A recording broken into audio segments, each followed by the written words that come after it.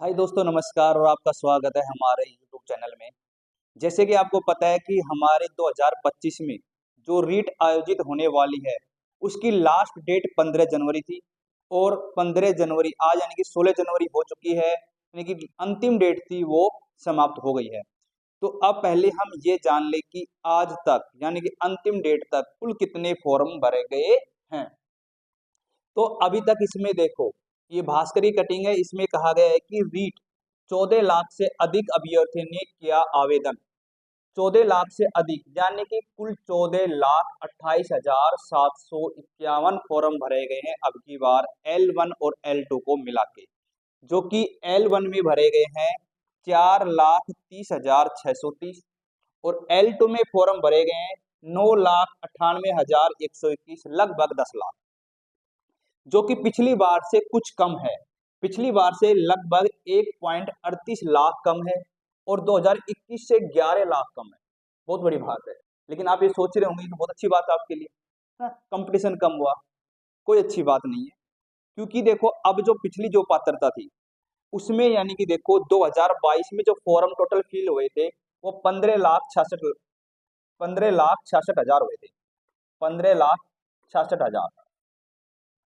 अब इसमें जिसकी भी पात्रता कंप्लीट थी, जैसे कि मान लेते हैं कि 50% की भी पात्रता कंप्लीट थी, मान लेते हैं कि इसमें 8 लाख की पात्रता कंप्लीट थी, तो 8 लाख में से 4 लाख तो ऐसे थे कि जिन्होंने सोचा कि फिर से पेपर दे लेते हैं, लेकिन 4 लाख ऐसे थे जिन्होंने फॉर्म फिल नहीं किया, जिनकी पात्रता पहले से कंप्लीट है।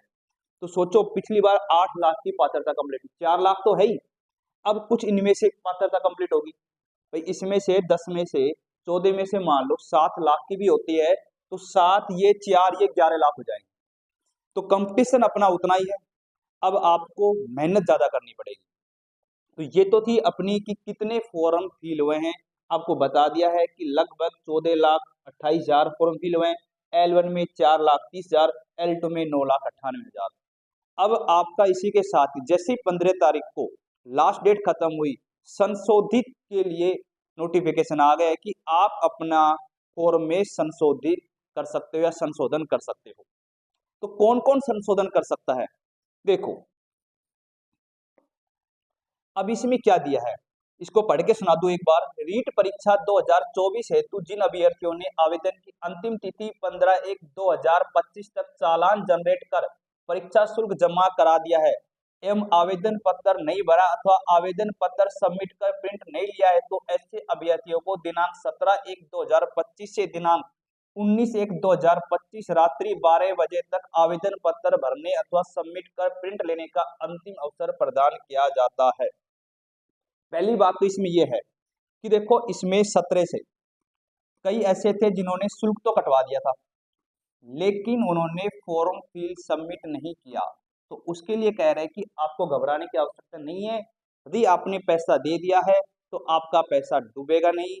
आपको 2 दिन का समय दिया जाता है, आप अपना फॉर्म सबमिट कर सकते हो। 17 से 19 3 दिन में आप अपना फॉर्म सबमिट कर सकते हो। पहली बात तो यह है।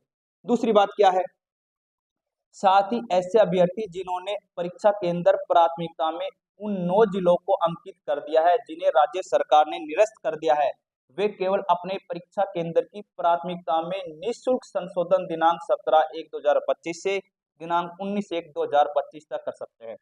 दूसरी बात इसमें क्या दी हुई है कि काफी स्टूडेंट ऐसे थे जिन्होंने 9 जिले भरे भाई सेंटर के लिए, लेकिन सॉरी, जिन्होंने अपनी प्राथमिकता के लिए जिले भरे थे उनमें से क्या थे कि 9 जिले मान लो हटा दिए हैं और उसमें से कोई जिला उसका शामिल था, तो उन जिलों को वो यहाँ पे संशोधित कर सकते हैं। जैसे कि मान लो किसी का नीम का थाना जिला था लेकिन वो निरस्त हो गया, उसका कोई शुल्क नहीं लगेगा।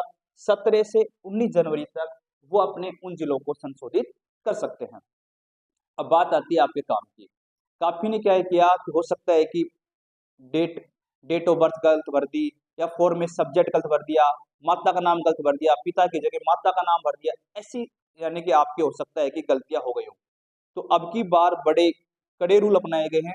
इसमें क्या बोला गया है सुनो, कि ऐसे अभ्यर्थियों को जिन्होंने आवेदन पत्र भरने में त्रुटि की है, सुनना ये इंपॉर्टेंट है, अथवा त्रुटि रह गई है, उन्हें भी संशोधन का अंतिम अवसर दिनांक 17 से 19 तक संशोधन शुल्क रुपये 200 रुपये का चालान बनाकर जमा कराना होगा। पहली बात तो यह है कि जब आप संशोधन करोगे तो इसके लिए आपके 200 रुपये लगेंगे। आप कहोगे सर 200 रुपये कोई बड़ी बात नहीं है, बस हमारा संशोधन हो जाए।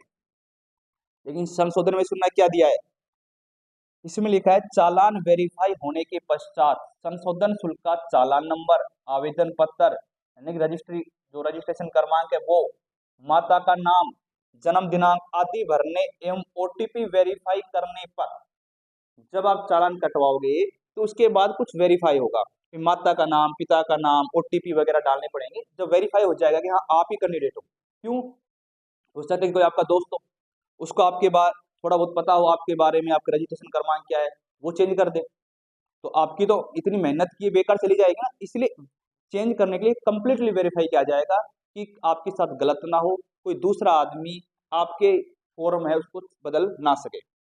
आगे देखो क्या कह रहा है, ये इंपॉर्टेंट लाइन है। देखो ये लाइन यहां से लेके यहां तक इंपॉर्टेंट लाइन है। आप अपना नाम, अपना खुद का नाम, पिता का नाम, माता का नाम, जन्म दिनांक, मोबाइल नंबर, परीक्षा लेवल एवं परीक्षा केंद्र का प्राथमिकता क्रम में कोई संशोधन नहीं कर पाएंगे। यदि आपने खुद का नाम गलत लिख दिया है, यदि आपका नाम सुरेंद्र है और सुरेंद्र की जगह एस यू की जगह एस ए हो गया, चेंज नहीं कर सकते।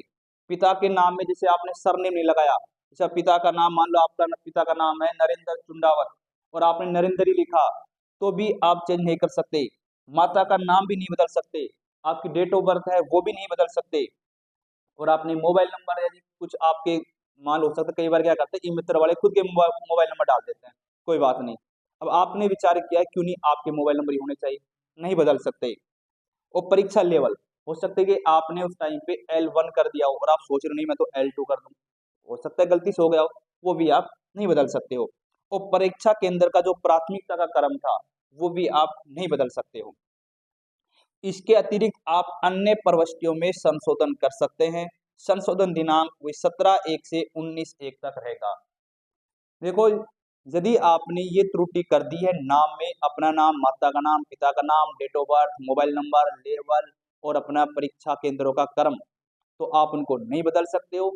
इसके अलावा यदि आपने कोई भी त्रुटि की है तो आपका मात्र 200 रुपये का शुल्क लगेगा, आप उसको बदल सकते हो।